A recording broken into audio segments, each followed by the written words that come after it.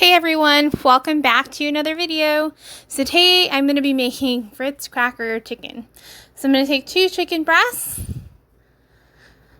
and I'm going to go ahead and butterfly my 2 breast fillets right down the center.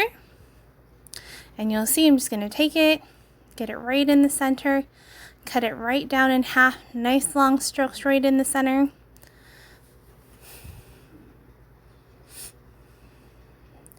I'm going to take the other one and do the same thing.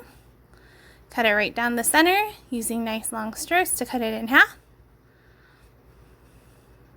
And you can do this for pork chops too if you want. I'm just taking off some of the fat. Wrap it with plastic wrap, put salt and pepper on it. And I couldn't find my mallet, so I'm just trying to find whatever I can to kind of like pound it down. So I'm just taking, I'm like, this isn't working. So if you have a meat mallet, it works a lot better. I just took a can and decided I was just going to slap the crap out of it. So I'm just trying to thin it out a little bit so the breasts are even. And I've seasoned both sides with salt and pepper and pounded it out with a tuna can. In another plate, I have flour. And I'm going to dust it with flour first. And it has salt and pepper in the flour. And this is great too. Like if you want to change the breadcrumbs and add more parm to it, if you like, you're more than welcome to do that. But the Ritz crackers really give it, like, you don't have to worry about salting anything. And it gives it a nice buttery crunch all the way through. I notice it gets super crispy. So it's just your 3-part breading system. I do it in paper plates because it's easier. Just makes my life easier. And I'm using about, I think it's half a cup of all-purpose flour. You'll see the measurements as they pop up on the screen. And then I'm going to have 3 eggs scrambled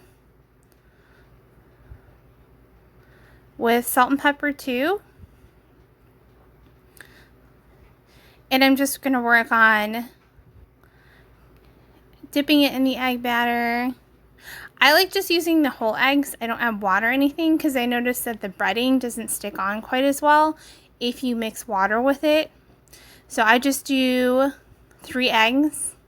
You can probably get away with doing 2, but I just wanted to make sure I had enough protein in there. And I'm putting it in my breading, which is a sleeve of Ritz crackers crumbled, and then a 1/4 cup of Parmesan cheese mixed together. Super easy breading. Really good for if you're going to do chicken parm too as well. But I'm just breading it and then moving it to the other side. And you'll see I'm just kind of breading it, moving it to one side. So I'm going to repeat the process, and then I have a cast iron pan with about a 1/4 cup of avocado oil in there.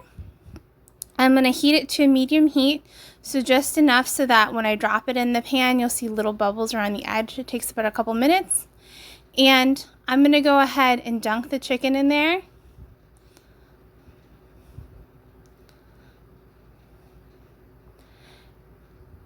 And I'm going to go ahead too. Once they're brown on both sides, it takes about a minute to brown on each side. I have my oven preheated at 350 degrees Fahrenheit. So I'm just going to work these in batches, get them on a sheet tray, and then once I have all of them, they're going to go in the oven for about 20 to 25 minutes. So you'll see that I'm just going to go ahead and do that. You can do butter in this pan too if you want. I wouldn't do olive oil because it's not a high heat cooking oil. You can do canola if you want, or coconut oil. But really stay away from olive oil when it comes to trying to sear the chicken, just because it's not really a good high heat cooking oil. It tends to burn pretty quickly below 375 degrees Fahrenheit. And see how nice and golden brown it is? So working with these guys in batches. I do apologize because looks my directions are kind of out of order, but you'll see kind of the directions on how to make this as I'm kind of talking along. So I'll pull these guys out after a minute per side, and then I'll start alternating and putting more chicken into. I'd say you can get away with about 4.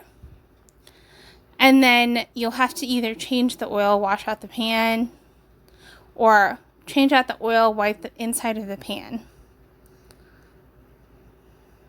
So they're going to go in the oven for about 20 to 25 minutes. And then when it comes out, you'll see I'll just cut it and then I'll top it with lemon juice.